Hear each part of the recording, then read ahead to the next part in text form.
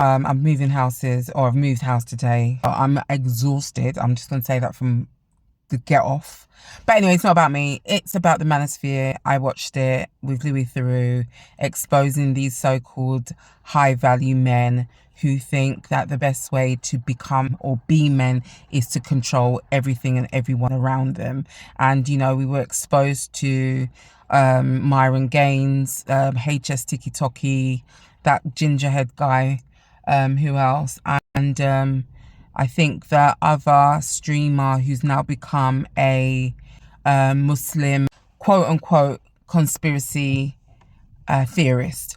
And the theme running through all of these men's lives was a distinct lack of self-worth, marinated in masking it with this sense of superiority and marketing their unhealed wounds and believing that all their self-worth is to do with what they can produce, nothing to do with who they are, how they connect to people, how much emotional intelligence they have, or none of that stuff. It was all to do with how they can control people, and that makes a lot of sense.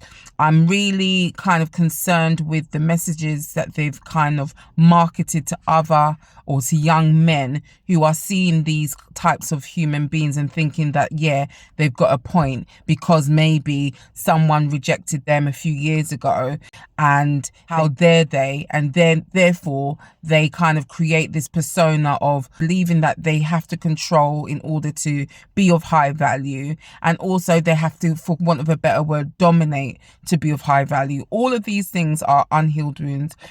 All of these things shows their attachment style is insecure. If you were secure in your attachment style, you wouldn't feel the need to control other people, because you would understand that as much as you have control over your needs, your wants, your desires, your your emotional intelligence, so has other people. You wouldn't feel that you need to dominate them in order to get your needs met.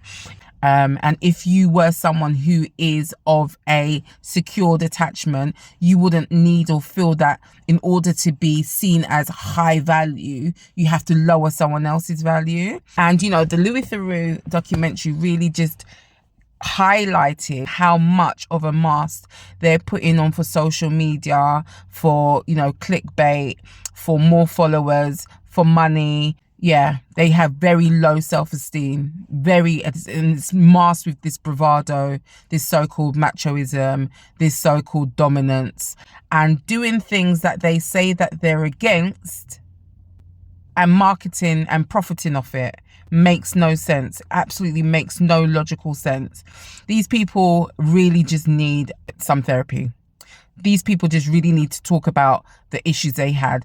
HS Tiki Toki mentioned his dad, who's a rugby player, who rejected him, and all of that can amalgamate to wanting to do certain things in order for the praise and the acknowledgement from his father. I don't know the type of relationship he's got with him now, but from what I can tell, the way he's going about it could be to be seen by his dad, if that makes sense. Excuse my nails, excuse my face, excuse my everything. Like I said, I've been moving houses and it is what it is.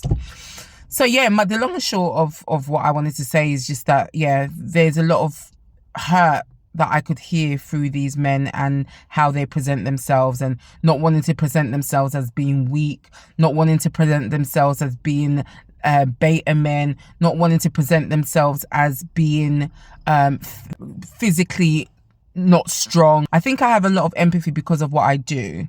I know a lot of people are mocking them and things of that nature, and I get it, but we have to also be mindful that we're actually mocking their unhealed wounds. We're actually mocking those inner children that didn't get their emotional needs met, and therefore have created monsters and marketing monsters that are making money off other vulnerable men who haven't had their emotional needs met.